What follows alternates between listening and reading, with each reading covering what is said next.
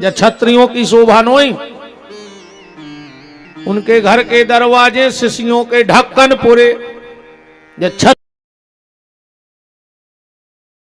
की शोभा है वो सो के न उठ पाए और वो शंख झालर की आवाज सुना परन लगे ओके घरे, या छत्री की शोभा आए वो घर की चौखट के बाहर पांव ने धर पाए, वो दरवाजे साधु ब्राह्मण खड़े मिले उखों, या छत्रियों की शोभा है जेके घर के दरवाजे चौपाई लिखी होए, तुलसी लगी होए, हाथी बने होए, घोड़ा बने होए, गंगे रमा रही होए, या छत्रियों की शोभा आए। और जितने जने बैठे हो, अगर ये 4-5 चीजें तुम्हारे घरे होत होए तो आ जाई घर के दरवाजे लिखवा दियो स्वर्ग, तुम जिगत में स्वर्ग में रह रहे। अगर ये 4-5 चीजें तुम्हारे घर में हैं तो आ जाई लिखवा दियो कि स्वर्ग। तुम्हारे घरे गणुरजी बजत हुए, तुम्हारे घरे शंख बजत हुए, तुम्हारे ते बच्चों के हल्के हल्के रोवे की आवाज आवे, मई भावे की आवाज आवे, गज्जा रमावे की आवाज आवे, साधु संतों के आशीर्वाद की आवाज आवे, तो समझ लियो तुम स्वर्ग में हो। कहूं कुत्ता भौंक रहे हुए तो नरक लिख दियो, तुम्हें नरक जावे की भी जरूरत नहीं है। कहूं दारू पी के गारी की आवाज आवे तो महानरक लिख दियो। तो क्षत्रियान बिन विप्र ज्ञान बिन, घर संतान बिना, हाथ दान बिन, देह प्राण बिन, भोजन मान बिना, त्रिया कंठ बिन, मठ महंत बिन, हाथी दंत बिना, गणित अंक बिन, बिच्छू डंक बिन, आरती शंख बिना, शिष्य नमन बिन, नयन दरस बिन, नारी सुहाग बिना, और राम बिना नरे ऐसे जैसे अश्व लगाम बिना, जल जाए जेहवा पापनी राम के बिना। वो जीव में लुघरिया लग जाए, लखवा लग जाए, लखवा जे की जीव से भगवान को नाव न करे, मारो तो ऐसे ही बिना भजन के, हाँ ऐसे नहीं मारो सुख से। एक बात और आज हमारी दिमाग में नहीं आ रही है, अगर तुम आदमी को सुख से जीने दे हो, यह बात बहुत ध्यान से दिमाग बैठा लियो, अगर तुम आदमी को सुख से जीने दे हो तो भगवान तुम्हें सुख से मरने दे हैं, गारंटी कहाई, बहुत तड़फा तड़फा मार है भगवान तुम्हें। अगर तुम सुख से आदमी को जीने दे तो भगवान तुम्हें सुख से मरण भी नहीं दे। बहुत खराब मर हो बुढ़ापे में, पर कोई संग नहीं देते। कहूं तकिया से गर्दन लुढ़क गई, कहूं नाती पोतों ने देख ली तो सीधी कर दे, न वही तकिया गर्दन लुढ़काए मार जाओ रे। बहुत ही खराब गत होने ऐसो करियो, बोनी ऐसी करियो कि जो काटवे में दिक्कत न हुए, काश काटने तुम ही पर। अबे तो तुम्हारी बोनी में सब मजा ले रहा है, पर जो ना कटाई हुज्जे बाय अकेले तुम्हें करने पर, वो में घर के हिस्सेदार न रहे हैं जो उनको जो बेईमानी कर रहे हो, वो में तुम ही भोग हो प्यारे। कल आप चर्चा में सुन रहे थे, सूत जी से शौनक ऋषियों ने प्रश्न किया कि परीक्षित को श्राप काय लगी। सुखदेव जी कैसे आए? सूत जी बोले ध्यान से सुनो, महाभारत युद्ध का बिल्कुल अंतिम दिन था, अंतिम। पांडवों की जीत हो गई, कौरव हार गए। भगवान ने विजय को शंख बजा दो और भगवान पांडव को लेकर उत्सव मनावे चले गए। अच्छा जीत तो हो गई थी रे बहुत पहले पांडव की, युद्ध भाव ने तो रिजल्ट खुल गया, तो को जीत रहा को हार रहा। कैसे? ऐसे का भाव भगवान को की तरफ न जावे। कछु राजा दुर्योधन से मिल गए, कछु युधिष्ठिर से मिल गए। सुबह सुबह दुर्योधन गाओ, भगवान सो रहे थे, न्यो तो लेके युद्ध को कि हमारी तरफ से लड़ गयो तुम। अब भगवान सो रहे, दुर्योधन जाके भगवान के सिराने बैठ गओ। वही पल कांपे, काछ घमंडी है। वो घमंडी आदमी उठबे बैठबे में भारी सोचत रही। हाँ, घमंड जिनको तनक हो जाए भी भारी सोचत कि हम इतने बेच जे तो को का सोच है, मुते बेच जे तो को का सोच है।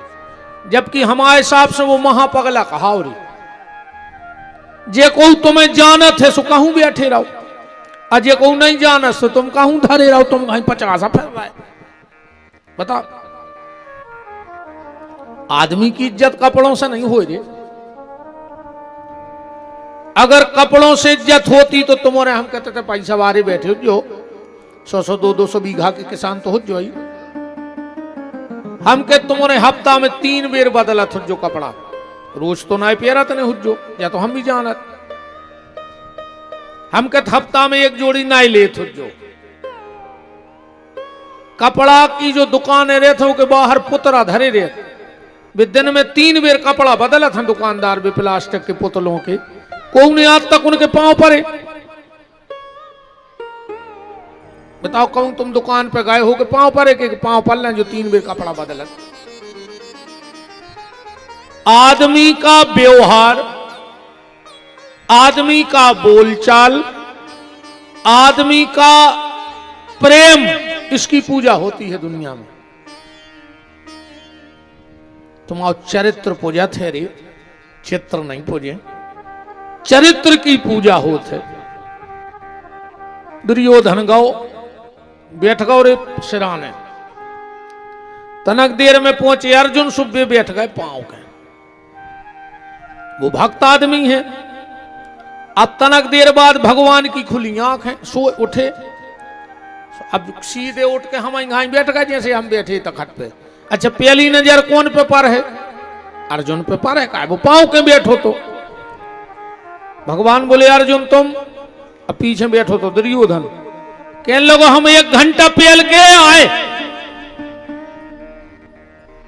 अच्छा, जैसे पीछे बारे से बात हुज्जे तो कैसी हुज्जे? ऐसी हुज्जे। काय तुम भी आए, होगा फैसला। कैसे? अर्जुन पे पड़ गई सीधी नजर और दुर्योधन पे पड़ गई तिरछी नजर। अजय पे भगवान की तिरछी नजर हो जाए, वो कोनो युद्ध जीत सकत का? अजय पे भगवान की सीधी नजर हो जाए, वो कोनो युद्ध हार सकत का? अपन बोलचाल की भाषा में कहते हैं, कहने लगे यार वो परिवार तो बहुत बढ़ रहा हो आजकल, सो तो 2-4 जने बैठ के भज्जा भगवान की सीधी नजर है रे उन्होंने पे। अब कहने लगे यार वो परिवार तो बर्बाद होगा। कहने लगे तिरछी नजर या हो गई भगवान की भी तुम आ रहे हैं। एक कथा से इतनी सुन लियो कि 24 घंटा में एक बार भगवान के मंदिर जाएंगे तो भगवान के सामने सीधे खड़े हो गए। वे पूछे काय? कि जो दद्दा सीधी नजर में भर करें रज्जो, सीधी नजर भट्टारे रज्जो, और तुम मंदिर जे हो न निकर होता ही हो। सो भगवान कहे नायक हो कर गाओ, और नायक हो कर गाओ। सो तुम पे पर जे सीधी नजर से मार जाओ, फिर को संग ने दे ले। तुम्हारे में ऐसे कई हुज्जो रे जो मंदिर ने जात हुज्जो, दिन भर मंदिर के चौतरा पे जम से धरे रे हुज्जो का। और जो शाम को महाराज ने गणुर जी उठाए और तुमने पनन्य ढूंढी कि अब बेदेरे न कारिया सांप खा ले। अब भाई दिन भर का उतई धरे रे जो जम से मन मंदिर को आरती में भट्ठाड़ो नहीं भाव चाहे आदमी का दिक्कत है बताओ। भगवान ने कहा दुर्योधन मेरी नजर पहले अर्जुन पे पड़ी है, वो मांगेगा। मांगो अर्जुन क्या चाहिए? पर अर्जुन मेरी एक शर्त है। अर्जुन बोले क्या? बोले एक तरफ मैं निहत था और एक तरफ मेरी चतुरंगणी सेना, क्या चाहिए बताओ? अर्जुन बोले कि आप, हमें चतुरंगणी सेना नहीं चाहिए, आप चाहिए। भगवान ने दुर्योधन से कही तुम बताओ। दुर्योधन तो मन ही मन खुश होगा कि कैसा मूर्ख है रे, उन्होंने हत्ते भगवान ले लाए। कह लगे आए तो तुम ही घुमांग वे हते, अब अर्जुन ने तुम्हें ले लाए तो हमें सेना दे दी। भगवान बोले ठीक है। जैसे ही दुर्योधन बाहर भाव, भगवान बोले अर्जुन हमने बड़े बड़े मूर्ख देखे रे, पर तुम्हारे जैसो मूर्ख नहीं देखो हमने जिंदगी में। अर्जुन बोले काहे प्रभु? भगवान बोले कि हमने यही से पहले से तुमसे कही थी कि तुम चतुरंगनी सेना मांग ले, तुम्हारा सेना कम है, पर तुम मूर्ख हमें मांग चुके, अभी अभी निहत्ते।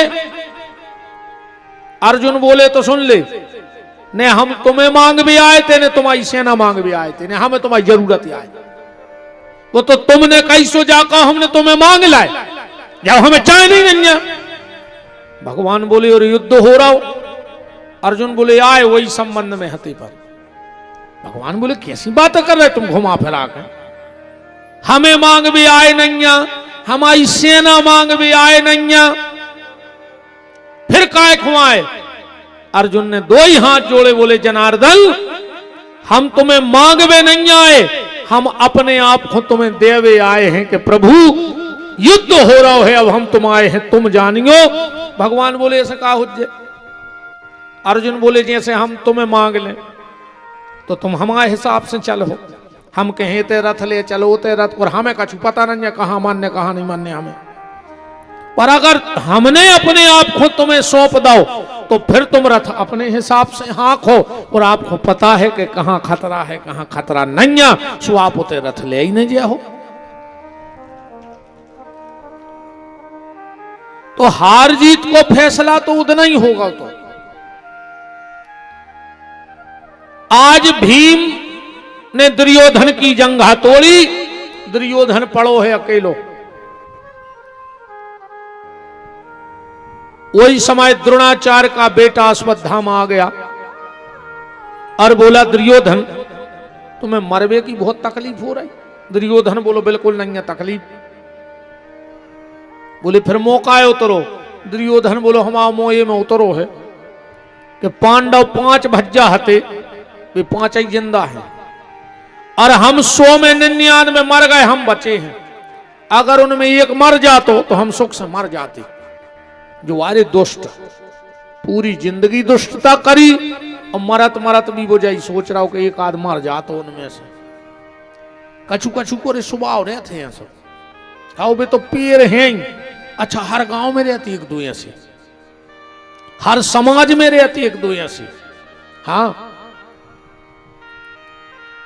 माने जोनो बे गांव में कछु न कछु खुटर पाओ ने विधवा देव मनु की रोटी नहीं पचे रही, बे तो यही खुने करत भुंसरा से मीठो तेल डार के मूड में कंगी फेर के, और एक चक्कर जहां उनने गांव में लगाओ, और जहां कछु न कछु तना विधवनो विधवा दाओ बे फिर उनने रोटी खा ली।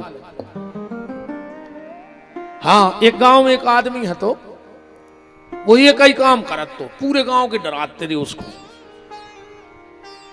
एक बार एक के आ रहे थे मोड़ा देखवे बारे, अब वो को सवेरे से ऐसे प्राण होवे कि यार वो न कर पारे जब इनके रिश्तेदार आवे।